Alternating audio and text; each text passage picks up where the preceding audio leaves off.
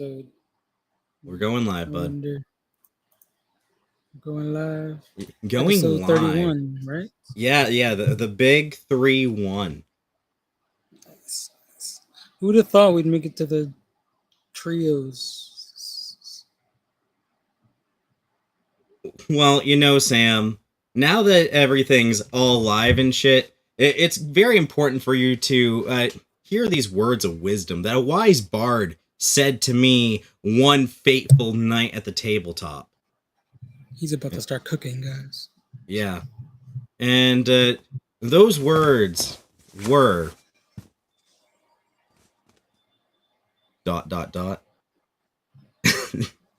Wait for it. Penis envy is actually hereditary. Wait, hold on. Wait a minute, what?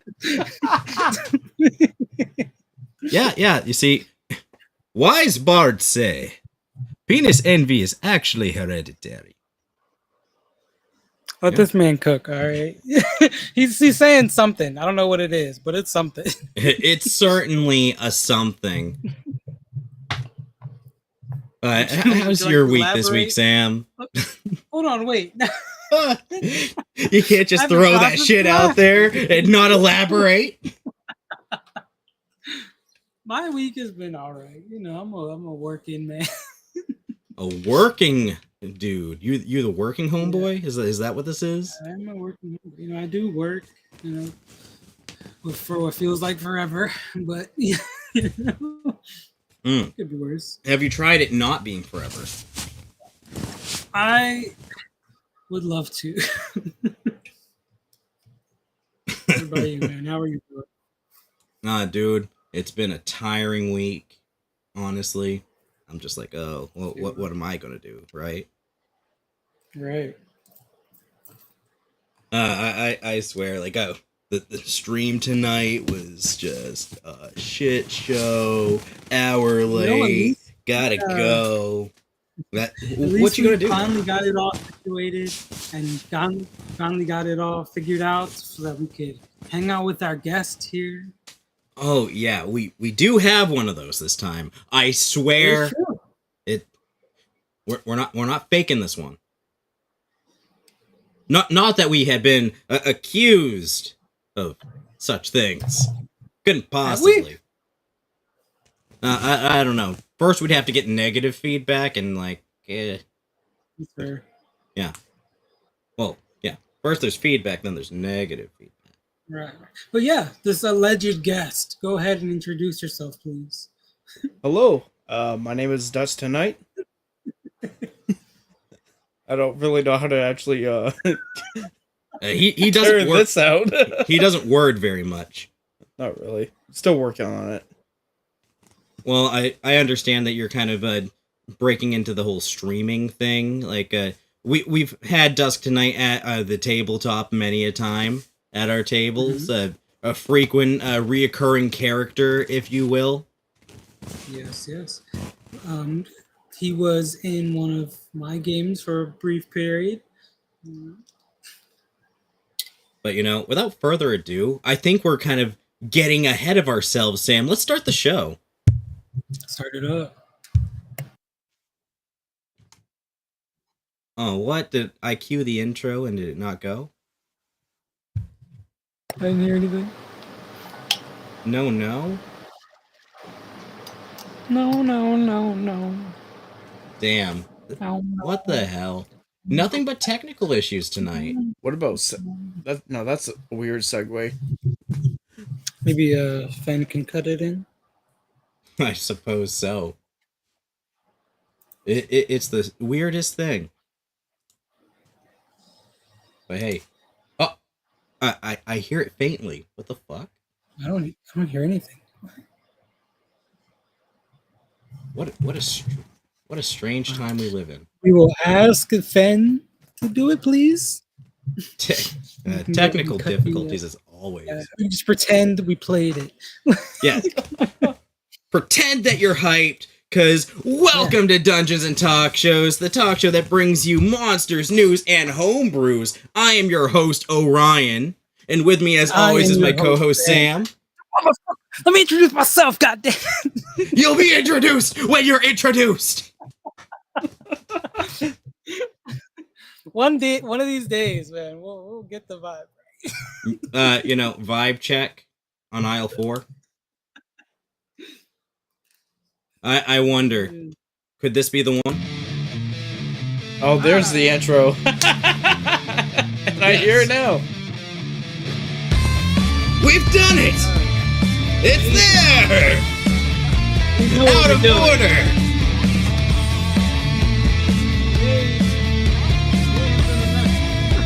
It's been a night. But, like any night, I'm personally, glad that we got this hobby going, because I'm looking forward to tomorrow night's game. Things have been tension building. People almost drowned. Water is deadly, folks. Deadly shit. And as it stands, like, if you haven't tried drowning your players as a DM, might I suggest, whatever the technical term for water phobia is. Aquaphobe? Aquaphobe. It's gotta be I believe aquaphobe. so. Yeah, I mean, as fun as that was, it was also horrifying for me as well, as it was not my intention for that to really, I mean, I guess ultimately, yeah, that is the intention of the creatures, but like, it definitely went in a direction that I was not expecting. It was a direction. People went underwater, came back out. The party NPC was in peril. But Yes. I felt that built tension. Like, normally as a DM, like, I always feel like I struggle to challenge my players. You might feel differently from the games that you've been in with me, but it's something, And sometimes simple hazards like water, like fighting an enemy underwater when, like, no one is aquatic, it's like, okay. Yeah. Tabaxi don't like water. No, people like to right. And it was a great opportunity, I think, for our druid to show off her new Fey Twisted abilities. Yes, the Fey Twisted Wild Shape I found very interesting. For those of you that haven't tried the kind of transformations that come with the Grim Hollows, there are like free access PDFs you can find out there. But if you're able to spring for that stuff and support the creators, please by all means do so. But those transformations, like they lay on top of your class. And the idea that as a DM, like, you can kind of like have it warp their abilities is just amazing to me. Yeah, definitely agree with that. And I like the idea of having, especially our Tabaxi character, who is so in tune with nature, kind of dive into the older magics, the older mythical creatures, different lores, the mythologies. And, I thought that was kind of fun. It I think really there's still room for it to grow. I would love to see it influence on other people's abilities with our upcoming transformations. Well, it is very interesting because, like, with Esra, we have that whole elemental stuff kind of warping her magic, and that's always interesting. Once we have Omen come back, we'll have to see what his the bad Omen. That was an arc. Right. It really was. So, an arc. Dusk, please introduce yourself to our audience. Can you tell us, like, what you've been like getting into streaming and stuff? What exactly does that entail? Like, since you've been away from the campaign. I've been doing a lot of work. I have been having a little bit of free time, so I started doing live streaming. I started doing some Pokemon games, and I'm actually working on a web series right now. Oh, projects in the work. You do some stuff with the TheNerdMilitia project, so it's going to be interesting to see where that goes in the future. Yeah, I actually got like a bunch of projects I'm going to be doing very soon. One of them I already started doing. I try to do the audio, recording kind of thing, but I've been having some problems and stuff that I've been trying to figure out how to fix. Okay. So, it's a learning process, kind of getting a hold of that. In the future, are you planning to do any, like, D&D live streams? I do remember that you did talk about having a Power Ranger campaign in the works. Yeah, that's something I wanted to do. I first have to get the butts for it. And I am going to be trying to start a recruiting for a D&D group for that. Well, we got plenty of people on the Nerd Militia server. You know what, man? I am wondering. I expect this game to kind of close out by the end of the year. Do you think we'll see a return of your character?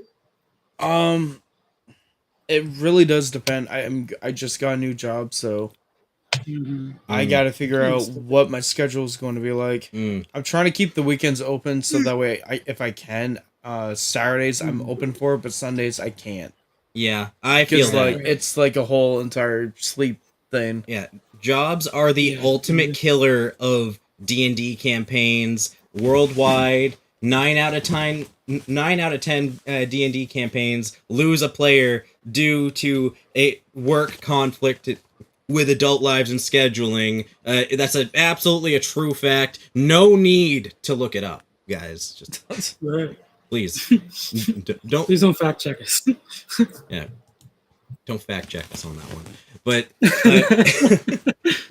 that's why I have a personal belief that when you're going to do campaign stuff, it's very important to try to set aside a day. Like if the whole group decides on what day is D&D day, when you talk to your employer, you gotta lay it down. Like, yo, this day is non-negotiable. Now, some jobs you can't do that. Like if you're a teacher, it's like, oh, I can't just have Wednesdays off all the time. But like, lots of you got to kind of work with it. Like if the group can just decide on like moving forward, one day non-negotiable. This is my day of rest. Yeah, some people like. Sorry.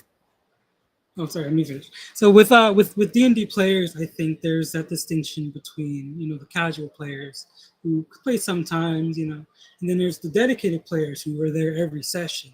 They set aside that day and they're gonna be there and make sure that they're there. And I feel like people kind of hover in between. You're not really sure like what they want out of their D&D session. So if you're gonna be a player, I think you have to know that in the beginning. How dedicated are you planning to be? There. Yeah, you're absolutely right on that, because like it is a time commitment, and like, dude, big commitment. Who knows commitment issues better than me? Like the biggest. I made 2 major commitments in my life. 3 now that we have a podcast. The first, I'm married. The second is I keep another ring on my other finger. There's no particular reason why, but like it kind of balances out. So that's 2 commitments. Oh. Yeah, married to yourself. Yeah. This one's for marriage to the wife. This one's married to my own narcissism.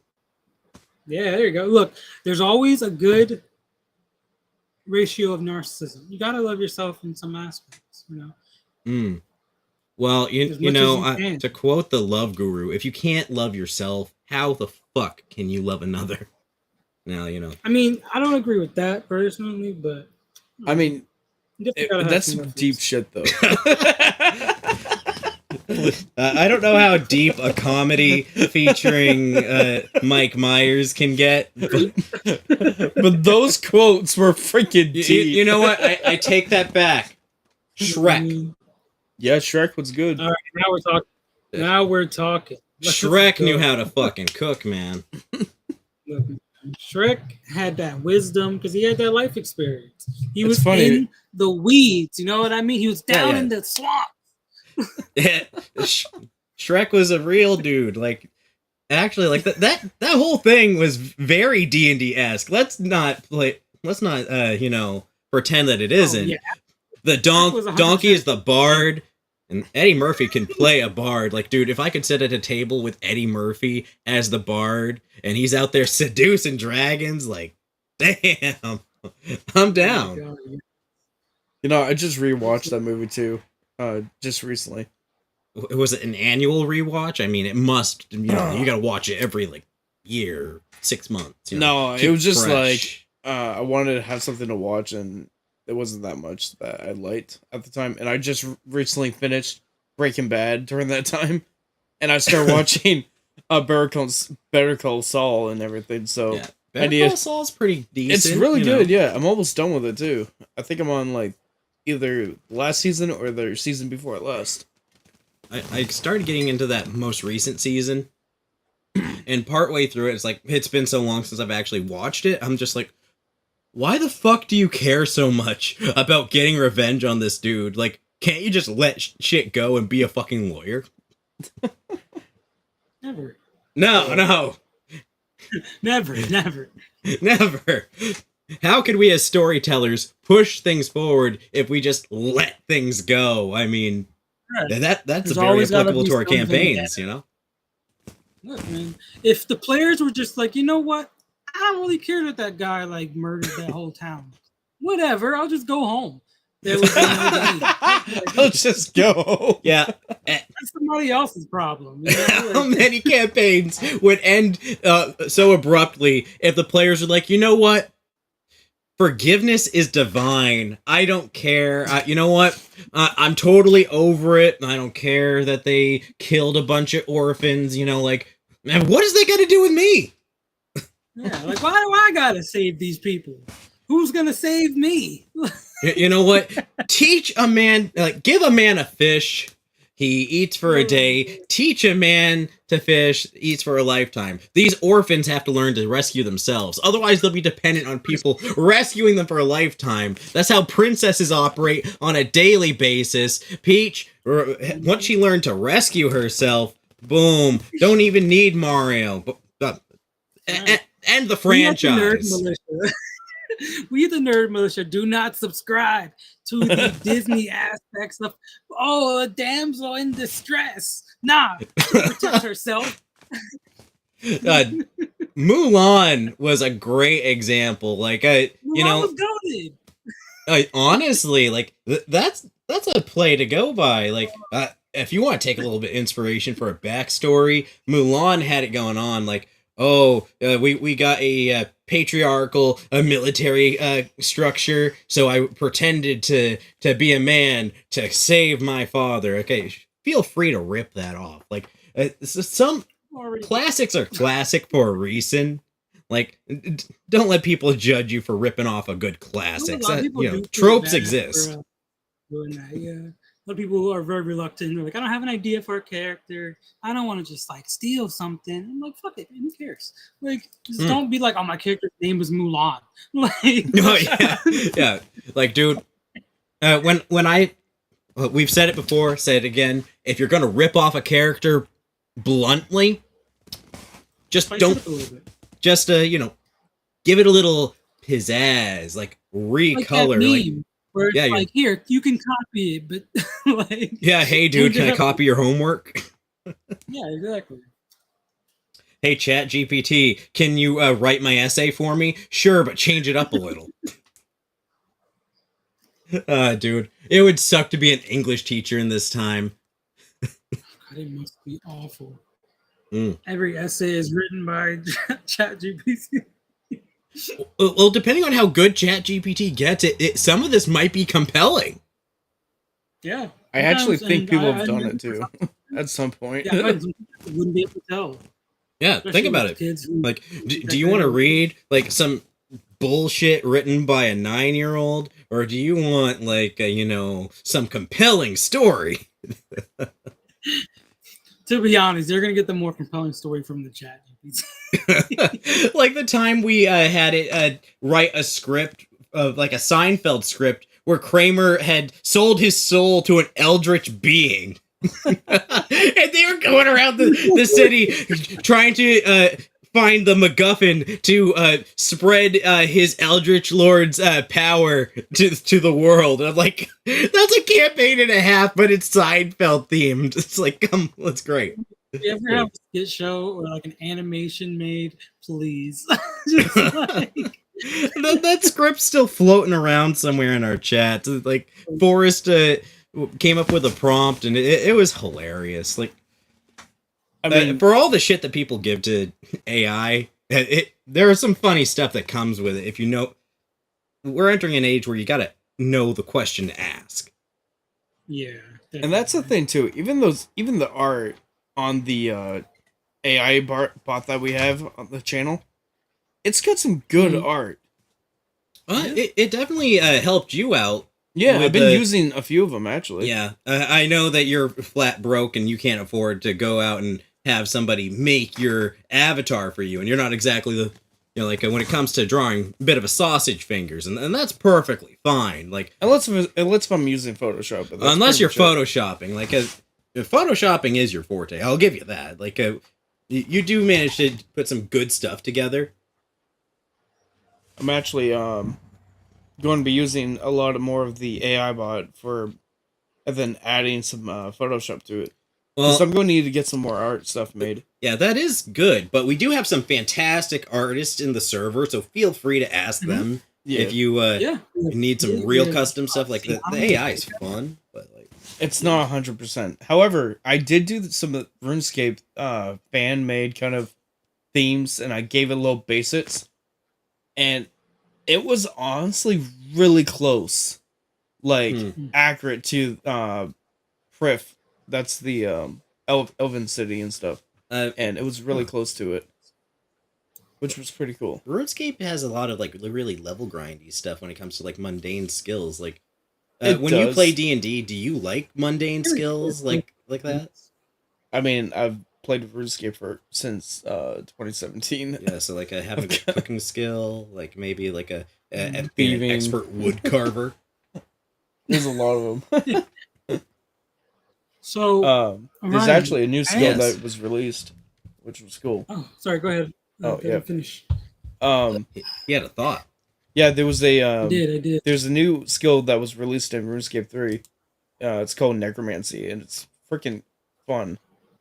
You're pretty much like the opening to it, and I was just thinking about D&D stuff too when I got sucked into the quest. Wait, how old is RuneScape, and they're just now getting necromancy? It's been out since 1999. I don't know how anybody can. And 24 years. And necromancy is a skill that was released recently. You know what? It makes sense. It won't die, so to celebrate it not dying, they raise the dead. Oh my God, they're a genius. All right, I'm lying. So everything we've said before is wrong. Well, it gets better, Sam. So this necromancer, right? He just automatically drags you in and be like, "Yeah, you're going to be my protege," and he's like, and your character's like, "Wait, what?" My protege. And then death is right next to you, with this whole thing, and he's just talking mad shit to this guy. And that's just the beginning of the quest, too. It's just like one where the guy was like Leroy Jenkins. No, Leroy Jenkins is a World of Warcraft thing. I couldn't remember. So, here's something, Davin. At Dusk. You're closer to my drink than I am. And and Sam, we have a very special topic for today's episode. We do. Yeah, we kind of changing up the schism of the Dungeons and Talkshows norm. We're fucking the shit up.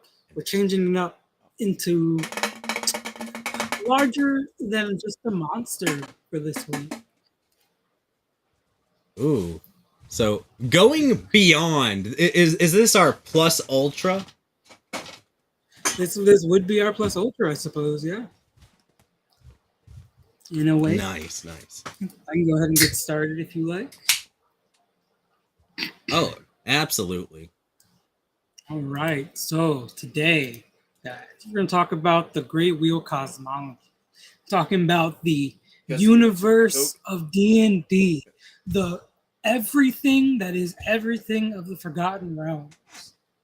Ooh, right? It goes beyond that, dude. Like, this is in basically, like, I don't care if you're in Greyhawk, Eberron, like, it's everywhere, dude. This is the. I'm gonna get into the explanation in a minute, but just kind of simplify it real quick. Think of this like our universe, right?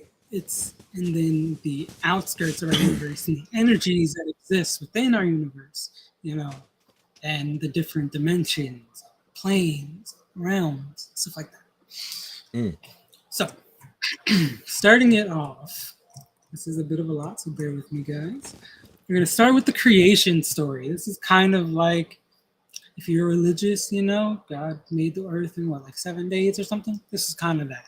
Yeah, I think we lightly touched on this in a previous episode, but it's always good to like dive a little deeper into these things. And much later, I'll talk about, the specific realms, but I do talk about mechanists a little bit. We did a whole episode on that. So that's kind of a callback to that. So, according to a scholar named Christos, the multiverse was originally nothing but swirling chaos. God slowly formed in the primal confusion, and among them formed the greatest of lost champions, the twin serpents, Jazaran and Ahriman. In the beginning, they were intimately intertwined with one another, Jazaran's tail in Azeron's mouth and vice versa. Together, they established the fundamental principles. This sounds spicy already. Putting that tail in that mouth, intimately intertwined. Think of this like a cosmic serpent Ouroboros, This is cosmic sex with space snakes. I mean, it essentially is, I guess. They birthed the universe this way, And so together, when they do this kind of movement, I suppose, they create the unity of rings, or the rule of threes. Right. They also called the center of all, creating the ring shape of the cosmos, right? So they are the boundaries of the cosmos. The triads that dominated in the plane of neutrality, called the concordant opposition, or the outlaws. So Ahriman and Jazaran, who originally worked together in all things, warred over which plane would be the center of everything. Ahriman chose Beitor, and Jazaran chose heaven. They struggled so greatly with their tails still in each other's mouth, they forcibly tore apart. The blood from Jazaran's damaged tail formed the 4 Kutals, while the blood of Ahriman, whose terrible fall created a vast pit called the Serpent's Trench, formed the first pit fiends. Ahriman, wounded and imprisoned by the laws he himself created, went by the guise of the archfiend Asmodeus, while Jazaran remained quietly in the background, using her Kutals to gather intelligence in Ahriman's goals. So that is basically the story of creation. They believe that Asmodeus, the Lord of the 9 Hells, is Ahriman, or a piece of him at least. That's just... But he is... Yeah. The more you describe it, the more spicy it sounds, honestly. It's so interesting. It's like those novelty... It's like those romance novels that people donate to prisons when you got nothing better to read. It's really funny. My mom wrote a book, pretty much exactly like what you described. Those are the kind of books that you pick up at the Dollar Tree, and it's just like, yeah, dude.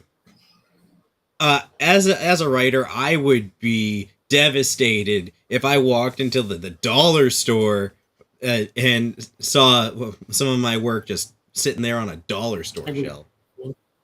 Like, damn, bro. But yeah, for all of the, I hope this isn't offensive, but the astrology hoes and the uranium bros out there who love astrology, cosmology, and all that kind of shit, you're gonna pog out on this episode. Oh, dude. We had tried to get our resident uranium bro, my father, on the podcast tonight, but, things happen. Can't always have what you want. But one of these days, we gotta have him on. He put uranium in dice. Like, who the fuck does that? It's so cool. Chris does that. He made radioactive dice. I keep some at the house. It's just like, Well, thankfully, I have proper storage equipment already because of the job that I worked last summer. But like, if not for that, it might be a hazard. It still is, but like, at least proper storage procedures are in place. So check this out. The Great Wheel Cosmology was the prevalent cosmological model in which the world of Toro was said to exist during the mid-14th century DR in the post-Second Sundering era. The Sundering Great era. Wheel was, I believe, if I remember correctly, that was a like world state after like a god war or something. The Great Wheel was described as a complex, comparatively cosmopolitan place in which the gods of many worlds and pantheons mingled. The beliefs of many faiths and peoples bleeding together in a set of outer planes, shaped predominantly by the polar forces of law, chaos, good, and evil. Thus it was that Lyra, the Greek goddess Hecate, could feud over the love of the Sumerian god Enki and work at a pleasure palace operated by the Aztec gods. This is like Record of Ragnarok here. Like, we got every culture bringing their gods in. And by the way, Hecate is like one of my favorite Greek goddesses. Super underrated, but like, you know, when you like most pantheons have at least some magic bitch god, and I love it. You know, and that's why like I always kind of gravitate towards like Anubis. You know, people are like, "Oh, Anubis is a D&D god," and I'm like, "Oh yeah," you know. Oh yeah, like I love the story of Anubis because like he exists outside of the realms of the gods because like in D&D lore he although a normal death god, he came to a realization one day that, hey, wait a minute, there's other realms out there. Goes into the astral sea, renounces his role as the death god of his pantheon in order to watch over the corpses of dead gods in the astral sea and protect them from desecration.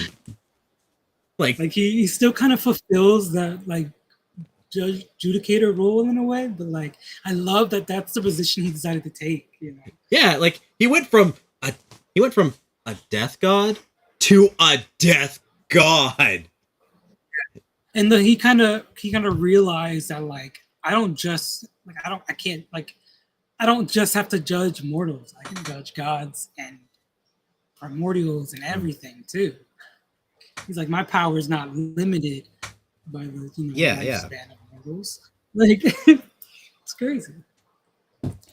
And you know, it's also super interesting is a number of alliances existed between the gods of Toro and those of other worlds. Like for example, you got Mistra.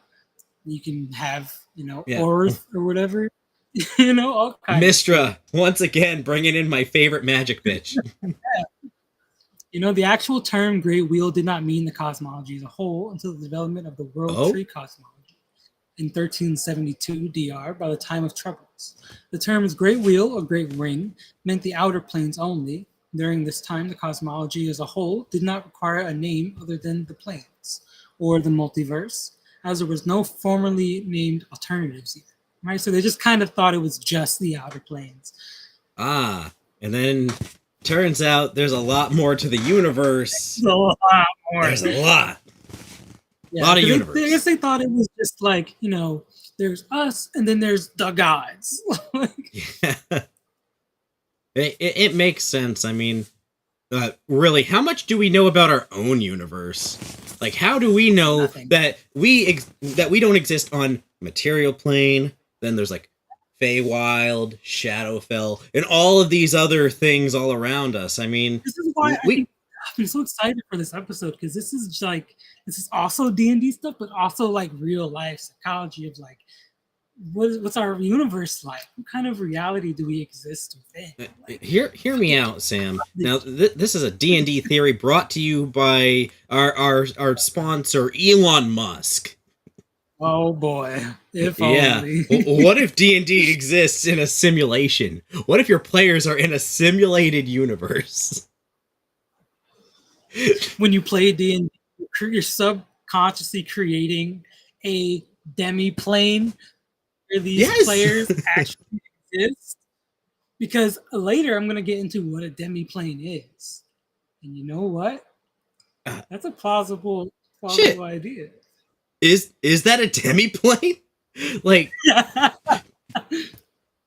they say that if a big enough group of people get together and they're all focused on a single task, like it kind of has an influence on reality. Like, are we actually creating micro realities with the games that we create? I know what, because I kind of feel the same way for the sake of like a story.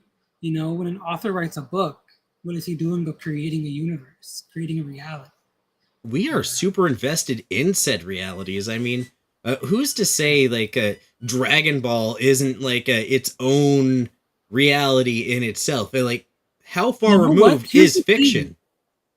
Here's the thing with like the human mind kind of experiment with thinking like this. People believe that once you think of something, once you kind of manifest it into being, it exists. There's a reality for it. And that's fundamentally how D&D operates in its universe. Yeah, that's how all these separate games can coexist within the same boundaries of the same universe. It goes beyond that, because like in D&D, like if you want to actually kill a god, you make people forget about that god. You make them doubt that god. You make them be like, insert god name where? You don't just kill the god, you have to kill the faith, kill the memory, Yeah, like to truly kill a god in D&D, you have to kill the memory. Like, I've heard people in many players, like, you go to work and you're chilling and someone finds out you play D&D and they're telling you about that one time their party killed a god. And I'm like, okay, how'd you do it? And some of them will be like, okay, we fought them face to face. Some will be like, we overthrew them. We made everyone believe that our guy was the god. And then it's like, all right. And I kind of like that idea. Like, I've created story arcs where I wanted to have my players go through like the big bad evil guy, like trying to stop him. And his whole deal is overthrowing the gods by making them obsolete. Like, everyone believing that he is a god. And he starts with like little areas and like gathering the power of Kuatoa tribes and gaining all their focus and belief on him, and eventually establishing that godhood that comes with it, And say it with me now, for the people who believe in the Hooju stuff. Manifestation, baby. Manifest destiny. I don't know if that's the same thing. I mean, if you believe it, then like there's got to be, like, many cultures around the world believe that belief itself has power, and I find that that's amazing. And in D&D, like, belief does have power. That's the part of where magic comes from. That's like the Kuatoa. If they believe in something enough, it becomes an actual being. It becomes a god. You erase the belief in a faith, all of a sudden that sun god of yours don't exist. Right. You know what? That kind of instills the idea that like people are their own gods. You have influence over your reality and your life and your world, And in the case of D&D, you literally do, like, or like. From what I understand, like most iterations, it's just like their gods will rise and fall as pantheons rise and fall. Yeah. And like you kind of see some of that with story settings like Percy Jackson. Yeah, exactly. Where it's just like, okay, if as long as people still believe in those gods, there's a construct for them to exist in. Right. That's always a common theme where when you talk about gods in D&D, they need that, they require that faith, that belief to, hold on to their power and to their presence within the world. Absolutely. But anyway, Yeah, I'll just kind of finish up the description of the cosmology here. By the late years of the 15th century, some sages began to use the great wheel cosmology again, while other sages preferred to use the world tree or the world axis models. Of the three, the great wheel model remained the most commonly used. However, it was modified to include the planes after the spell plague. And for those of you who don't know what the spell plague is, Ooh, we need an episode right. on the spell plague because I've You want heard to give a things short, here and there, little but bit? like, Me too. Okay. So basically, the spell plague, if I remember correctly, talks about the assassination of Mystra, and yes, there was a disruption in the magic. yeah, because the goddess of magic dies. What do you think happens to magic? yeah, that would create a power vacuum of sorts. Because like people in the realms still believe in magic, but they need an entity, a construct to hold that. Right. Like, you really, suddenly have a billion people who believe your god to be dead. when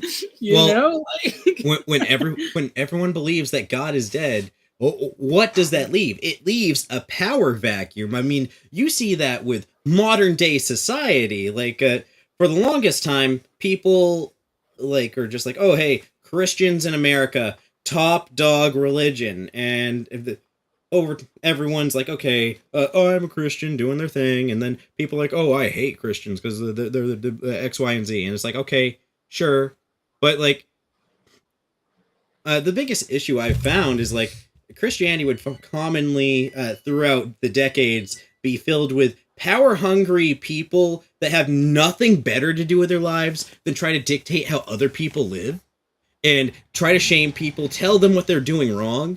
And now those very same people in a modern America where Christianity is by and large lost its influence in society. Like, you could say that in a way that God is dead in modern America, in the sense that although there are still Christians, a vast majority of people you interact with aren't religious or religiously affiliated. And they're just like, I don't care. I don't know. Don't give a fuck. And then that kind of leaves the people that were hanging around looking for power to control and fuck people over on a daily basis and shame them for X, Y, and Z with like, okay, what fills that power vacuum? And in modern society, that power vacuum is filled by politics and trash talking people on the internet, you know? Like telling somebody like, I am morally righteous compared to you. Yeah, man, that's crazy. Yeah, like all kind of places. The power vacuum is filled by whatever power is most useful at the time, and a lot of people find that in jumping on their soapbox on a platform like fucking Twitter, you know?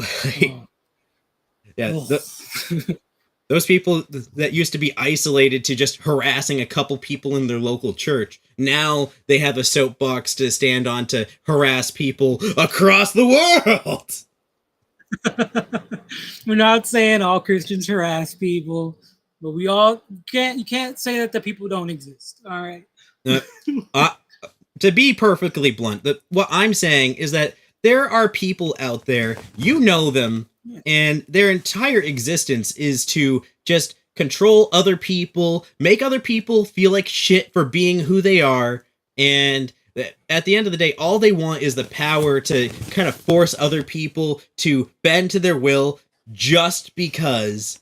And any societal construct that exists to give them that power, they will take advantage of. True. Definitely true.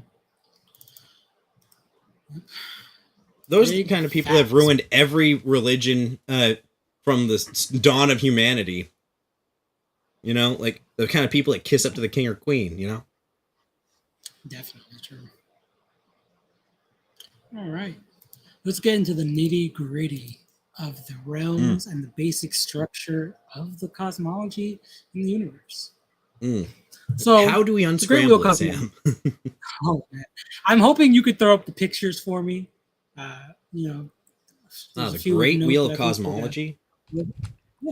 Yeah, you should have the images for a lot of these. Let's see. All right, folks, give me 1 second. Oh, okay, Dusk. We'll see you in a moment then. Oh, he's dead now. I think he's going to the bathroom. Oh, all right.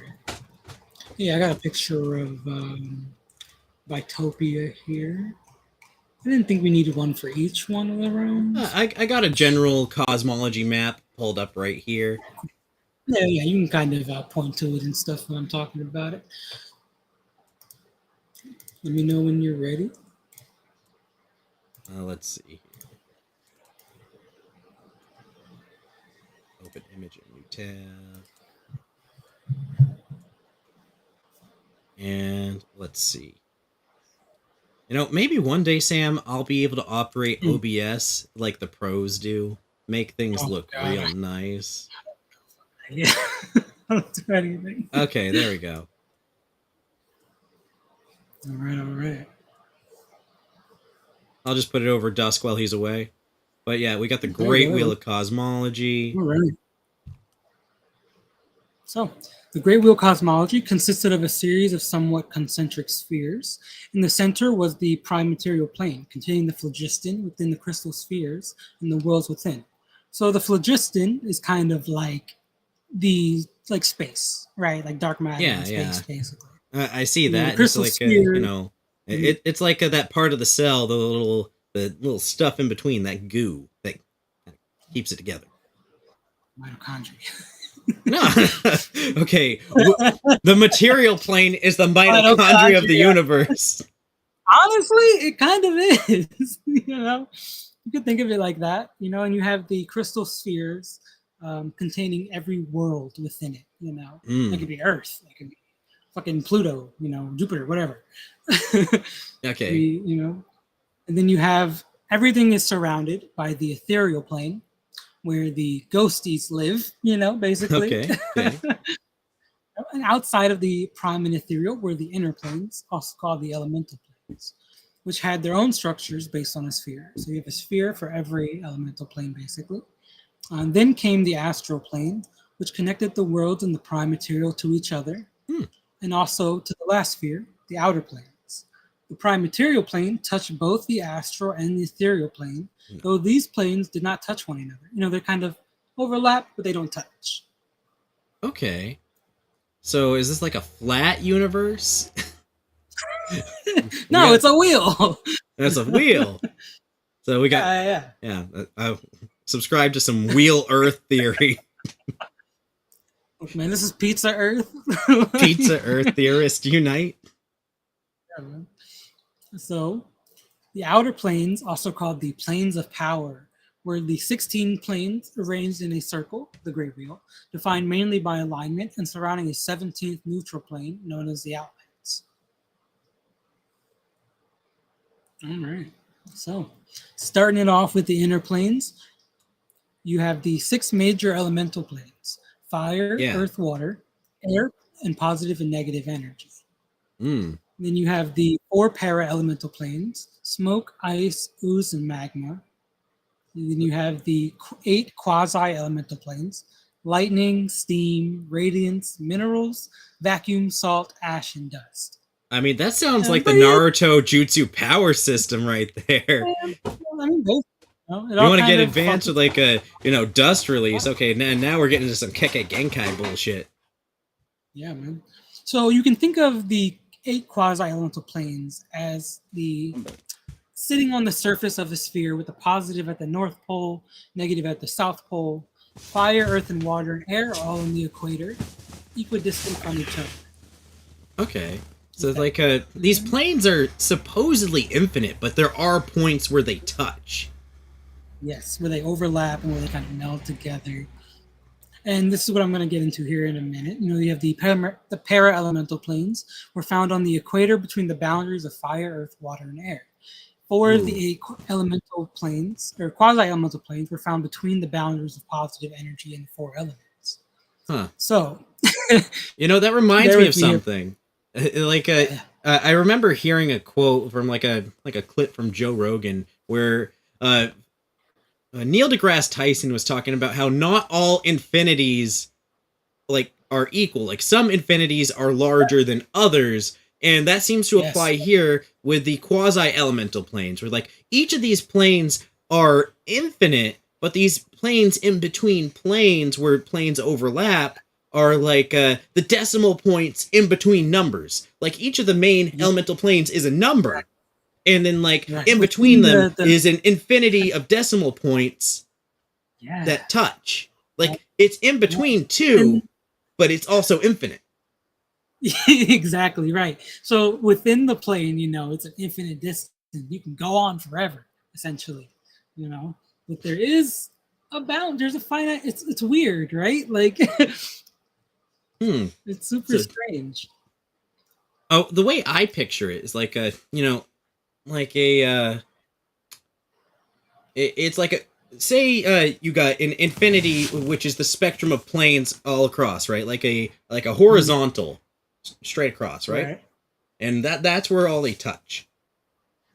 And then like the kind of like the decimal point, like say you got two numbers like that, right? The infinity is like going down negative numbers, going up positive decimals in between. And those can stretch on infinitely, but at the same time, there is a point where these infinities touch. Because they're defined numbers. Right. So we're talking about the blending here. Steam, for example, was between positive energy and water.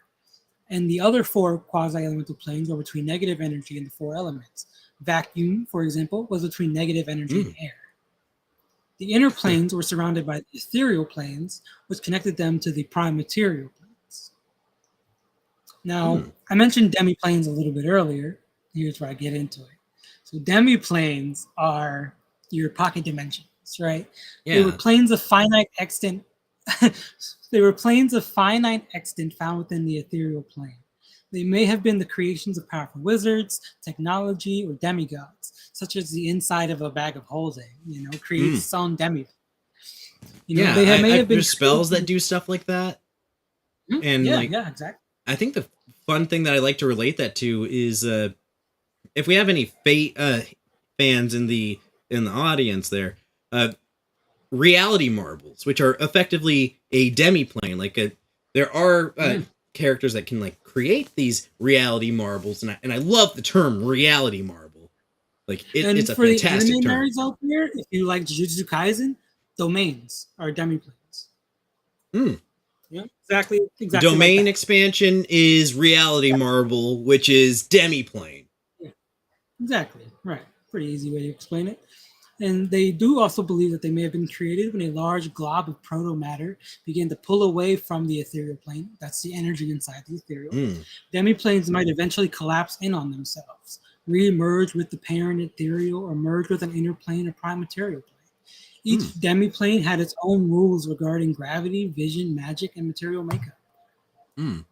It's always interesting seeing things in media where like a character is able to breach the barrier between planes and reality, especially from like within a demi-plane. Like if you're like in Dragon Ball Z, where Super Buu just shouts a hole in the hyperbolic time chamber to escape that demi-plane into the material plane. Yeah, exactly like that. What's another good example of this? Like Genjutsu kind of is like a mental demi-plane.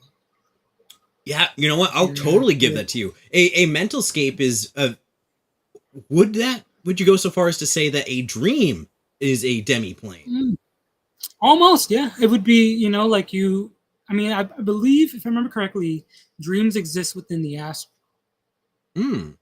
Okay, so if dreams exist within the astral in this setting, then it would make sense that like each person, it creates like a kind of an influence on the astral there, and over time, like if someone's strong enough, those dreams can create effects within the astral, or in the case of beholders, as we talked about not too long ago, their dreams are so strong that they go into the astral and the dream takes on form and then it's able to push back into the material plane. Exactly. Yes. And it's it's so cool. When you die, you are sent to the ethereal. And then if you become a spirit of some kind, that's where the spirits reside. Well, yeah, like death in D&D. Like we talked about how kill your fucking players once in a while. It's really not that bad. Because depending on their alignment in the deeds that they do, as the DM, you can decide which of these planes that they're going to go to. Typically, one of the aligned planes. In my character's case, in our current campaign, if Essra dies, because of the elemental bullshit, she will get dragged directly into one of the elemental planes to become an NPC, and it's just like, oh, well, my character's gone, and she is bound to an elemental plane. Like, holy shit. Yeah. I got disadvantage on my death saves because of that. Yeah, it's pretty wild. I've come close to death so many times. I do plan to do future episodes on the more elemental planes. I didn't want to go too heavy into them this time. So if anyone listening, if you have any specific interests in one of them, let us know, and I'll do them first. I would love to see what our listeners think of what should we tackle first of all these planes, because there's so many. It's fascinating. Like, I am hyped personally to I'm going to go get into these outer planes in a second. I'm not going to go too deep because I want to leave some room for future episodes in case somebody wants to hear more. Oh, absolutely. Like, I think they all deserve a valid deep dive. Like, I've never even heard of a party going to the positive or negative plane, What that'd be like, man. That'd be crazy. A plane of pure negative energy? Holy shit. Ooh, you gotta fight shadow versions of yourself. Like, all your players' worst qualities. All their rage. All their worst things. Tuned up to 100. Almost twice as strong. That sounds like a really good episode. You would really put into, like, as soon as you exist there, those feelings are gonna manifest. And so it makes sense that they would take on form within that realm. Like, what do you think, Dusk? Oh, man. Honestly, that sounds like something that would be really cool. Like, especially if Bad Omen returns, hopefully sometime soon. I would love to see something like that, like another Bad Omen. Like, Bad Omen brings Bad Omen. Dude, exactly. your character in our campaign is a fucking fever dream. Oh, I've been raised by space hippos, and I'm from Space Mexico. Space Mexico, and don't forget about Space Canada. He's been around to Space Mexico, Space Canada, raised by space hippos. He's got guns. So I'm gonna go ahead and start this off because it is a bit. So way back in episode 7, right, we talked about Mechanus and Primus.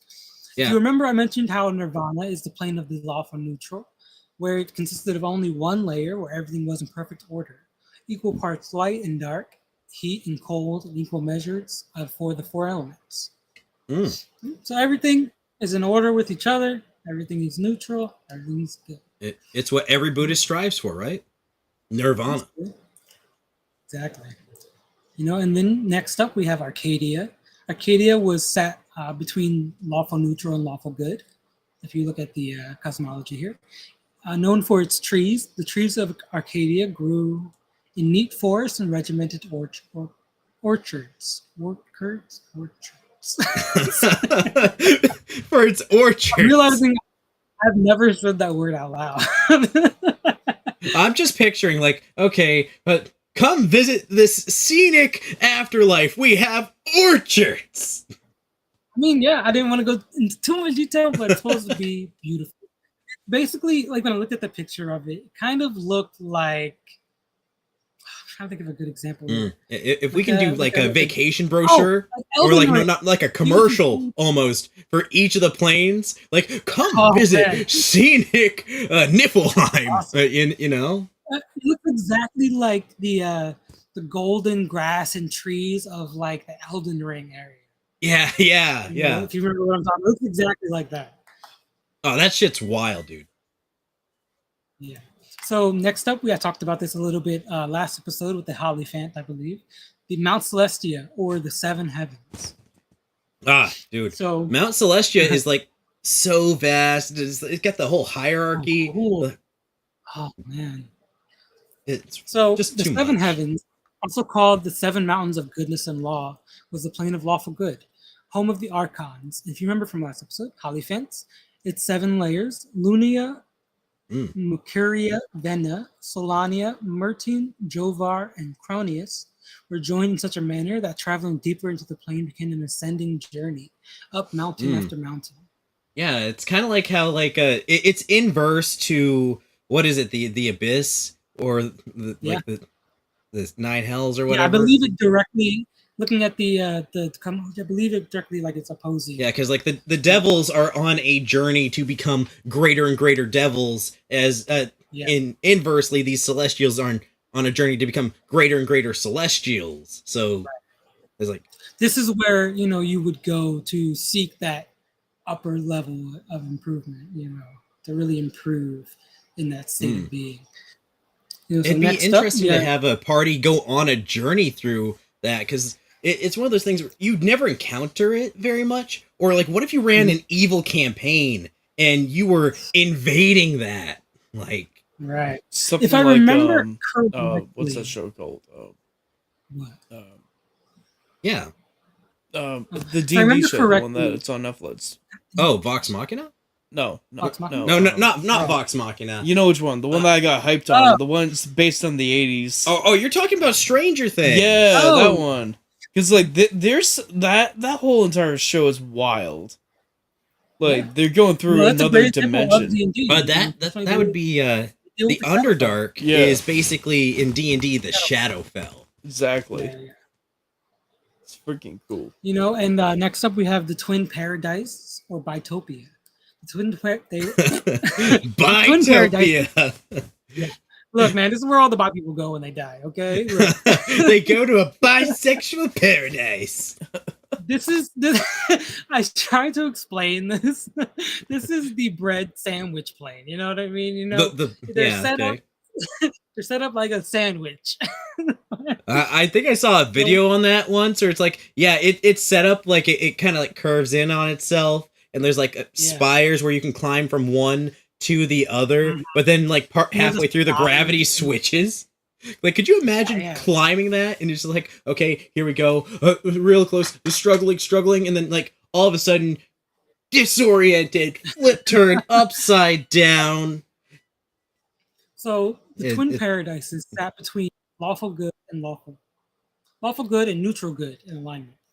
The 2 layers, Sharak and Dothon, whatever, were described as hanging upside down from each other about 20 miles, 32 kilometers apart from sea level to sea level, sharing the same sky. Dude, wait! Imagine looking up every night, and then you're just like, "Oh, hey, there's that town. There's that town. Okay, cool. My cousin lives over there." And like, instead of constellations, you have towns. So, Sam, I do got a question for you though. For those type of worlds and everything, is there like another version of yourself in those worlds, or no? These are. Yeah, I mean, these are the gods live here. They kind of created these realms in a way. Yeah, like these are like planes of alignment, effectively. Oh, all right. So it's not like an alternate reality situation. People live here. Creatures live here. Yeah. In some cases, at least. I believe the one that you're describing, isn't it like gnomes that kind of like primarily get sent there? We'll dive into that when we do an episode. Yeah. We'll do the episode. So next up, we have Elysium. Elysium was the plane of neutral good. Oh yeah, wide, I've seen that movie. Mostly navigatable river ocean is flowed through all 4 layers. From the Lassia to Beleriand to Eronia to Amoria, and then on to the Happy Hunting Grounds. Most habitation was along the fertile banks of the river, diminishing further away. Right. So, next up, the Happy Hunting Grounds, or the Beastlands.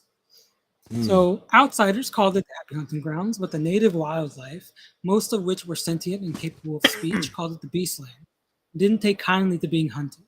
This plane represented the happy ideals. hunting grounds where the animals talk not and so happy. they don't like being hunted. Yeah, man, they'll probably fuck you up. This plane represented the ideals of neutral good tended towards chaotic good. Each of the three layers, Kriegala, Brooks, and Karasuthra, was vast and densely forested, but included habitats of all manner of natural creatures, mammals, birds, fish, reptiles, amphibians, insects, invertebrates, and their giant varieties. So yeah, all kinds of shit to live there, man. That's really crazy. Damn. It's just a wild, immense forest. It's pretty crazy. It sounds next crazy. Up, everyone knows this one. We got Olympus, Arborea, or Arvandor. Yeah, it's probably one of the most popular realms. One of the most known. Gee, I wonder why. Yeah, right. Though the names vary, this is the plane of chaotic good, home of both the Greek and Elvish pantheons. Two realms coexisted on the topmost. Yeah, and Arvandor was the Elvish, I believe. The two realms coexisted on the topmost layer of the plane at the pinnacle of their respective realms. The main feature was Mount Olympus, a huge mountain that linked the Greek part of the plane with the prime material, where they were the strongest. This astral landmark also extended to at least one layer each of Gehenna, Hades, and Tartarus. Damn. So you're getting the trifecta. It's reaching through different realms. That's crazy. I like that some of them have direct connections and very specific pantheons that they kind of cater to. Yeah. So getting into the chaotic realms now, we have the first one, Asgard or Gladsheim. Or you know what? Isgard. It makes sense. Isgard. Sometimes called Isgard, Gladsheim was between chaotic good and chaotic neutral. And was the home of the Norse pantheon, of which Tyr was a member, obviously, which, despite a tendency to chaotic behavior, effectively seized control of the supermost of the three layers. Their realm gives the first layer its name Asgard, followed by Muspelheim and Nidhogg. Like Mount Olympus on Olympus, the main feature of this place was Yggdrasil, the world ash. A tree has roots and branches in the prime material plane, where the Norse gods are recognized, as well as Niflheim and Hades. Yeah, like I always found that fascinating, how like the world tree can like penetrate through realities and you can travel between them just by climbing up and down it. But like what gets me even more is that Tyr is like, it wasn't enough for him to be a god in one reality. No, he had to go and be a god in Toril. It's like, okay, yeah, let me go to do my part-time job as myself. Yeah, right. I'm gonna be a god of war in multiple realities. Like, why not? I'll just take this under my wing anyway. It's already mine. Like, yeah, he's got this. Next up, this one's kind of interesting. We have Limbo, plane of chaotic neutral, home of the Githrizai and the Salad. This plane was supreme chaos, a twisting quicksilver place filled with bits and pieces of rocks, trees, the four elements, entire landscapes, strong winds, random pockets of liquid, solid, or gas. Intelligent beings to subjugate the environment around them, causing the chaos to settle and to form his desire. Yeah, his or her desire, yeah. They could literally warp the space around them with just their minds. It was believed Limbo had 5 layers. They were all generally the same. Yeah. 5 layers of nothing. Like, well, that's a cake and a half. Yeah. Yep. Getting into the last 6 here, I believe. Oh, damn. We have Pandemonium, the plane between chaotic neutral and chaotic evil.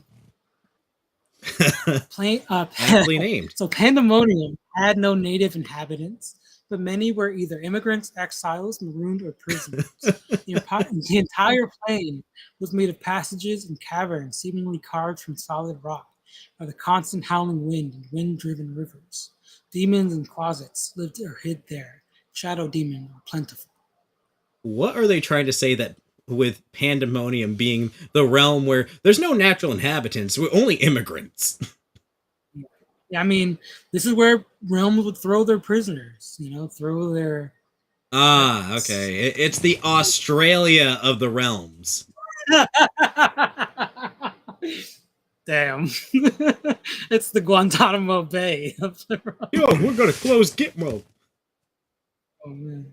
Yeah, and this is probably my favorite. We got the Abyss. The Abyss was the plane of chaotic evil, home of the demons, and surprisingly limitless number of other foul monstrosities. The stronger sought to dominate the weaker, and the weaker conspired to overthrow the stronger. It was estimated the Abyss had 666 layers, but could as well have been an infinite number. Nobody really knows. Infinite planes. It's all in that bullshit, but 666 layers. Oh, what a oddly specific number there. Couldn't imagine where that came from. I wonder. And all right, next up we have Tartarus, or Carceri. The plane of Tartarus was located midway between chaotic evil and neutral evil. Each layer of Tartarus is described as a chain of glowing scarlet orbs stretching into an infinity. Each orb of the top layer is the size of a prime material world, and the orb gets smaller with each successive layer. The orbs of the inner layers can be imagined as nesting within the orbs of the outers, like Matryoshka dolls. Those dolls that like go inside. The nesting dolls, the Russian ones. Yeah, exactly. That shit's wild. So like, eventually, if you go deep enough, you reach the Yoki Center. The Yoki Center, yeah. Yeah. All right. The yoke of Tartarus. The yoke of Tartarus. Yeah, that's where Hades. Next up, we have Hades, also known as the Grey Waste, was the plane of neutral evil, home of the demons. Sorry, the daemons. The daemons. Different. The three layers of Hades were Oinos, Niflheim, and Pluton. Pluton is sometimes mistakenly referred to as Hades. The layers of Hades were called glooms for a good reason. They were the realms devoid of emotion, hope, and peace. Gray land and gray sky throughout, with no sun, moon, or seasons to break the monotony. Damn. That kind of sounds like Waco Mundo from Bleach. I don't know the reference. You've never seen Bleach, dude? I don't think I've seen it like throughout. I've seen like I think a few seasons or so. So yeah, like Waco Mundo is like the world of the hollows, and it's just like a massive desert wasteland, and it's just nighttime all the time, monotonous. Just like if you do find a tree, it's dead and desecrated. Just nothing. Like it's just a gray desert, I guess. Yeah, like Waco Mundo. Yeah. So next up we have Gehenna. This plane was midway between neutral evil and lawful evil. Each of the four layers was Callus, Kamata, Mungoth, and Krangath. Were composed of mountains and smoky, burning volcanoes with no bases or peaks. Everything was built onto or carved into the sides of these mountains, and gravity was at a 45-degree angle with the ground. I don't know the repercussions of that or like what that means, but like I've considered messing with the gravity in settings for campaigns that I run, but 45-degree angle gravity is not something that comes to mind, and I love it. Does that just mean everything is slanted? It's so weird. So next up we have the Nine Hells, or Baator. The Nine Hells were the plane of the lawful evil, home of the devils. The 9 layers were Aveners, Dis, Minotauros, Flagelos, Stygia, Malbolgia, Maladomini, Kainia, and Nessus. Sorry for we're testing your vocabulary today, Sam. I'm trying. This is like a linguistic smorgasbord. This is also crazy because the 9 layers were also infinite in all directions. Some infinities are larger than others. They also had their own physical laws and properties of matter. Like what? The boundaries between the layers connected at the lowest points of the upper layers with points very high above the surface of the next lower layer. Like it doesn't make any sense. Dude, this is mind-breaking just to consider.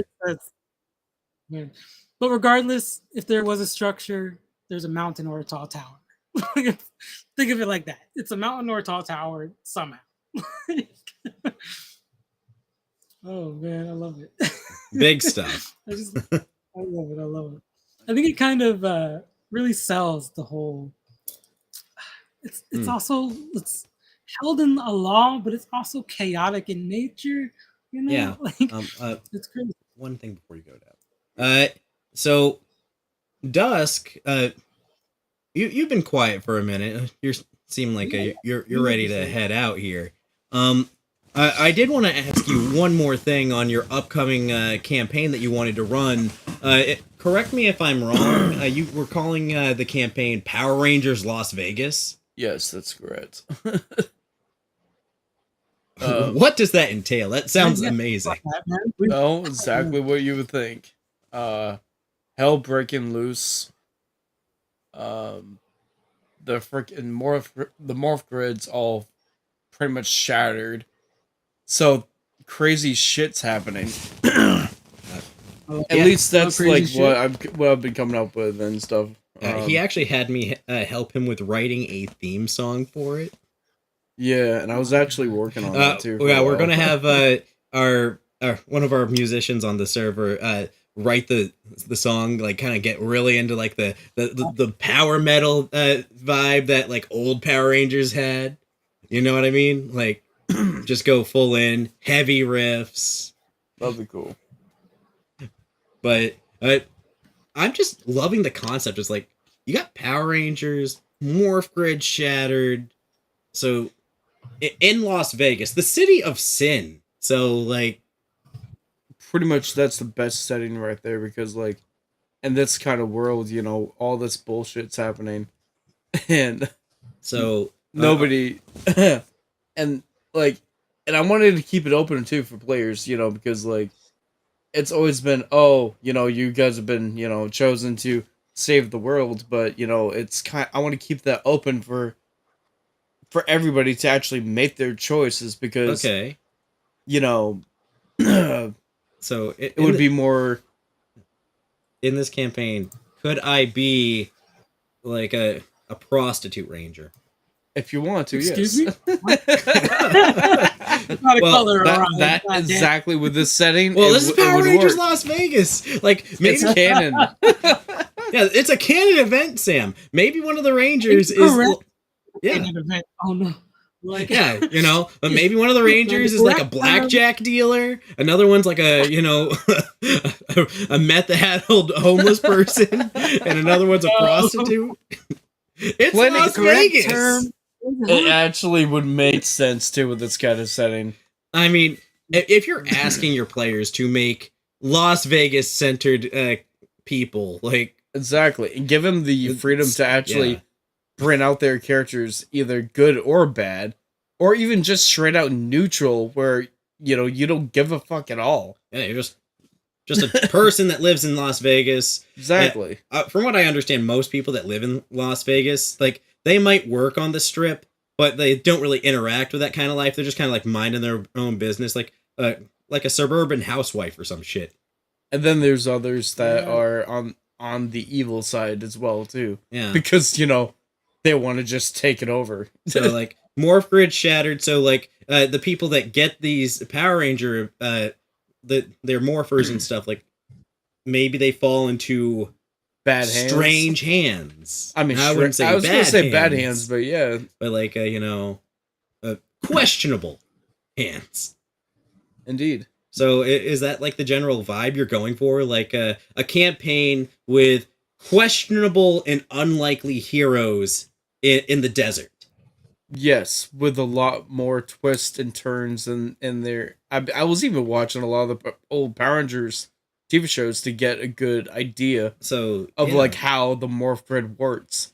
Okay, so you're doing your research first. Yeah, that's fantastic. It's funny because apparently how the original morph grid worked was it only would work, and this is from the new TV show, well, the new movie or whatever came out, the anniversary Power Rangers movie. Apparently, it would not work with Trinity's granddaughter because she wasn't worthy or something like that. Okay, so there's like a worthiness, there's like a choosing. but you're kind of subverting that because by, it's like Morphrid shattered. Yeah, Exactly. Morphrid shattered. Yeah. So because I actually came up with that kind of idea of this whole world that is just going down to hell, and all this like power is actually being broadcasted to everybody pretty much at that point. Okay, so you could have like your typical monster of the week stuff with, as well as enemies that also have ranger powers then. Exactly. I mean, honestly, there's some of the old villains that did try to take the morphers and everything and try to absorb the powers. Yeah, which was weird. It's always a fun trope to kind of sample into. Like I've seen iterations where like the sixth ranger or someone that joins the party later on, like Dino Thunder, for example, starts out as a villain. They did that in the original with Tommy, like, oh, he's a villain, and then he joins them. They did it with Ninja Storm, where those two Beetle Rangers kind of join in. I have to say though, they harassed him like half a fucking season, you know. But they were cool. They were cool freaking Power Rangers. Well, I'm looking forward to following that campaign when you're streaming it and everything, because it sounds amazing. Oh yeah. Yeah, I'm actually looking to find the boats and stuff on Roll20 and check it out. Start researching the desire to be a player right now, like so. Honestly, and I think the cool thing is that you could just use the city map. Honestly. Mm-hmm. Like, you save yourself so much trouble. Be like, okay, yeah, something's going down at Caesar's palace. It's under attack. There's a lone shark monster. He's coming to take your debts. Yeah, you can purposely design things to be hilariously terrible, and it's perfectly okay. And it's actually canon at that point, because, like, I was watching a lot of the older stuff, and it was so badly scripted, but it worked and it was funny. Yeah, so it's on brand if you come up with a hilariously bad idea. Exactly. Like, I just finished watching SPD just recently, and that show was just a train wreck. I mean, it was cool. It was awesome. But there are moments that would just make you laugh at the villains because they were just so stupid. Power Rangers villains do be stupid sometimes. And then I thought about it, I'm like, man, I can make mine even more ridiculous than this. All right. Well, Dusk, where can people find you? Plug your stuff before we kind of get back to our stuff, because I know you've had a late night. Yeah. And look, you can follow me on my Twitch. Twitch, Twitter. And I just came up with I just made a new YouTube account so I could start putting videos on there. And I'm going to be leaving into the Discord server and stuff for you guys to put into your thing. Yeah, we'll leave a description, but like what's your Twitch so people can follow you? Oh, give me 1 second. You gotta be ready to plug that stuff, guys. My God, it's been a while since I've actually been on Twitch. You gotta know your stuff. I know my Kick more than Twitch because it's separate. It's Dusk2Twilight. Dusk2Twilight. Okay. I like it. A little pivot there. Thank you for coming tonight, though. It's happy to have you. It's been a while since we've gotten to hang out. Oh, absolutely. We look forward to hopefully seeing you rejoin our campaign again soon, and even more so, I'm excited to see what happens with your whole Power Rangers Las Vegas campaign. I love the idea of a desert theme and a bunch of degenerates becoming Power Rangers. And then plus having a bunch of desert themed swords and stuff.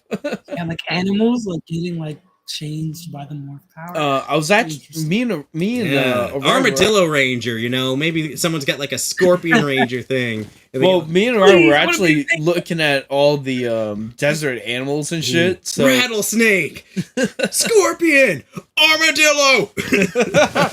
It's morphin' time. Yes, dude. I'm loving it. That's great. Oh. Well, thanks for coming on, Dusk. It's been great having you. Yeah, I appreciate it for having me. All right. Okay, Sam. So that Mhm. back to where you were in your Yes. cosmology. I'm coming there. to the end. I only have about 2 more left here. Finishing it up, we have Archaron, I believe, was located between lawful evil and lawful neutral in alignment, and was a place where armies of the outer planes would come to do battle in the afterlife. The 4 layers, Avalis, Uldanin, Tintabulus, and Ocanthus, each consisted of huge blocks of hard black iron-like material the size of countries that floated through the air, joining for a time and then parting again. While blocks were touching, a being could move from one block to the next. And if I do remember correctly, gravity was centered on the center of each block.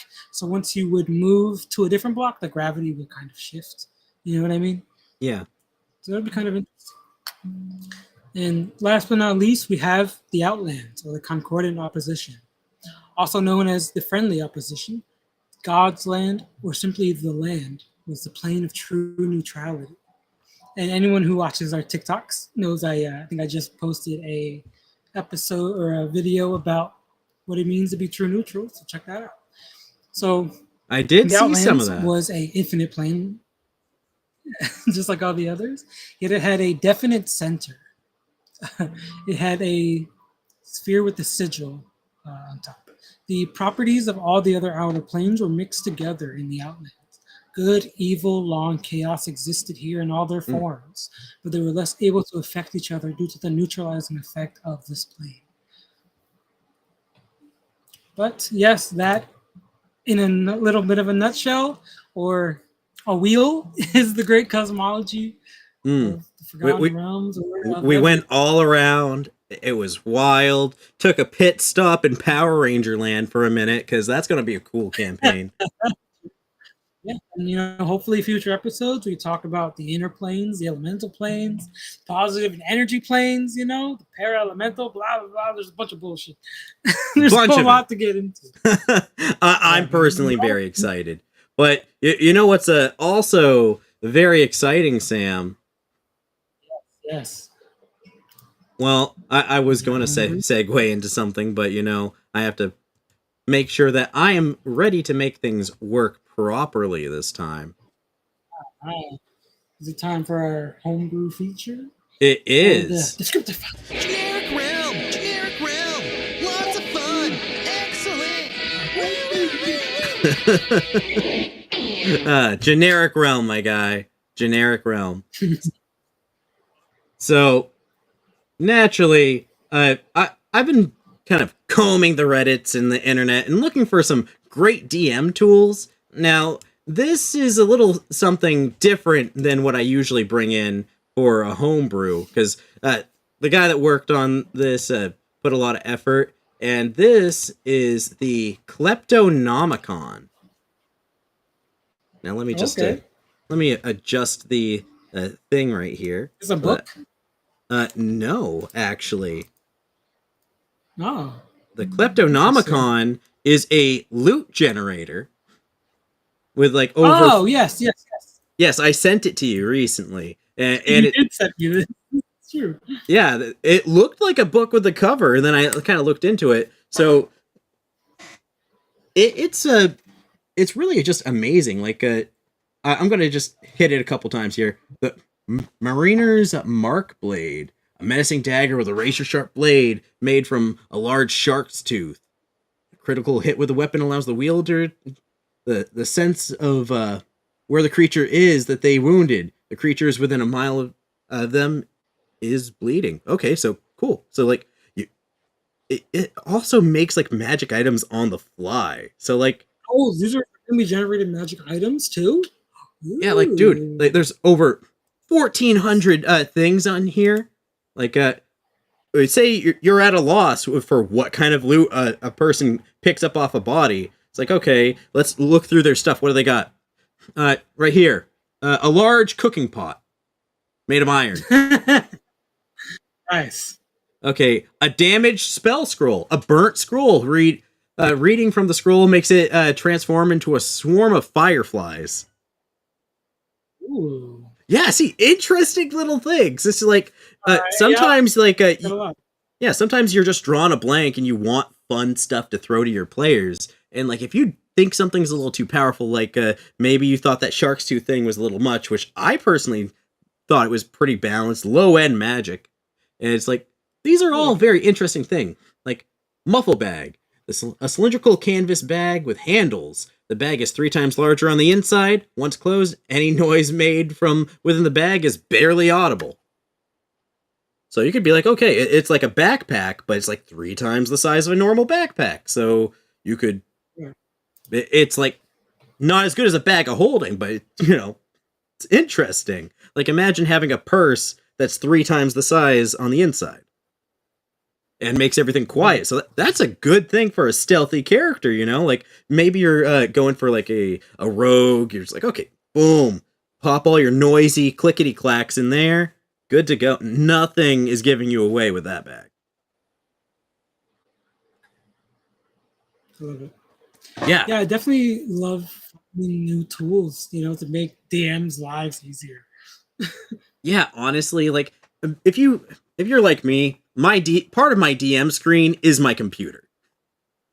It's like I'll have a DM screen in front of me, my laptop to one side. It's like boom, got everything laid out right in front of me, good to go. Got this. And then tools like this, because I'm gonna have a couple tabs open when I'm DMing. It's like if I'm drawing a blank, boom, hit a button. Puddle of ink. A puddle of writing ink is rapidly moving away from anything that tries to touch it. That's interesting. That can distract the players while you're trying to come up with something. Because sometimes the creativity juices aren't flowing. And I love little things. Like this entire thing is very playful. And it's brought to us by Cardboard Anvil.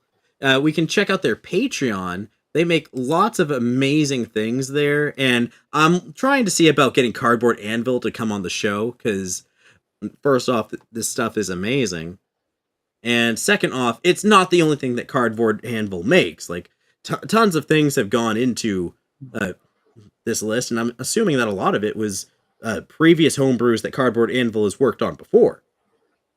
They got a Patreon. Yeah, I believe it. 18 members for over 68 posts. That's that's pretty amazing. Like, if you got over 18 people paying you each month for your home brews, you gotta have something good. So, yep, come on, everybody, give them a look. The Kleptonomicon is free to use, as it's a little generator link, and I will be putting that in the description after the show. It's just, I love it. It's great. And what you got going, Sam? So today I brought, and I was also kind of looking through the deep Reddits, for something interesting. And I found the short sword of Eldritch Striking, created by somebody named DK Saint. I was trying to find that when you sent me a link earlier. And I think it led me to like a... Oh, it was the first comment. That's what it was. Okay. Let me just pull that up here. I just thought it was a cool thing. Looking through the forums, see if there was any interesting ideas. And I saw that this guy had this idea, and I liked it. I thought, why not talk about it? So I do like the idea. They were creating a magic sword. Yeah, I think it's really cool. So the sword crackles with eldritch energies. As attacks made with this weapon undercut magic resistance. It's considered a +2 short sword, and it's +2 to attack and damage rolls. When you roll your damage roll, roll 2d4 thunder damage. When you are wielding this weapon and you spend your action to cast a cantrip, you can spend your bonus action to make a melee attack with this weapon on a creature within 5 feet. When the creature is hit with the weapon, you can spend 1 charge to impose it with disadvantage on the saving throw against the next spell you cast before the end of your next turn. This weapon comes with 1d4 plus 3 charges with maximum of 7, and regains 1d4 plus 3 charges at the dawn each day. Ooh, You know what? I can I see like this it. being a amazing sword for your average hexblade build. Anyone's who's going Eldritch Knight or what is it? Blade dancers. The wizard one. But like all of those would greatly benefit from this because like boom, cantrip and then bonus action. Fuck you with a sword. That could be really cool. Mm. You know, I had such a heavy topic today. I would look for something kind of light. You know, and I like this. This is very diet, and I like it. Honestly, I think this is the first time we brought in a magic item from a comment section. This is true, I believe. Yeah. So shout out to DK Saint for this fun idea. And honestly, I'd like to see. We should get in contact with DK Saint and see about having a proper stat block made for this and getting it posted up so that it's easy access for people. You know. So we'll have. You know, this was 7 months ago, so it was a little bit of an oldie. But you know, maybe we could. Maybe it's already been turned into a proper stat block. But you know what? Yeah. Let's see if we can get DK Saint on the show. That'd be fun. Yeah, it would be cool. Anybody who don't reach out to him. We got this. We don't want to ask people to reach out to anybody. But yeah, that's all I have for the homebrew today. Fair enough. The Descriptify. Right? Ah, yes. The ever-present Descriptify. Now, given the content of our show this week, I did go light on it with most of our audience probably knows this word, but I still think that it's a fun descriptive word, beguile. Now, beguile, it means to deceive by guile or charm, to deprive something of someone via deceit, to cheat somebody, to distract them, divert their attention. Now, these are the kinds of things like, as always with Descriptify, we want to give the DMs better descriptive tools. And beguile's like, okay, like maybe you get someone that's like, they're not sure. Well, you see that the bartender is being beguiled by a young elven woman as she kind of plays with her drink a little bit, biting her lips seductively. You know, like I like it. It's a fun word. Yeah, it kind of sets the tone for not just someone seducing somebody, but imposing a certain kind of charm. You know? Yeah, like when you hear someone say that, it's like, okay, yeah, this person's being charmed, but like not like charmed by a spell, like being beguiled. Okay, because like if you hear someone's being charmed in your typical RPG setting, it's like, oh shit, there's magic afoot. Not necessarily the case here. This is just charisma. You got that riz. Got that riz, buddy. Got that riz. Hell yeah. I like it. And I did also see that this also means to help time pass pleasantly. I'm not sure what context you would use it in like that. If someone's going to make my time pass pleasantly, I'm gung-ho for it. Yeah, I guess you would be being beguiled in that case, you know?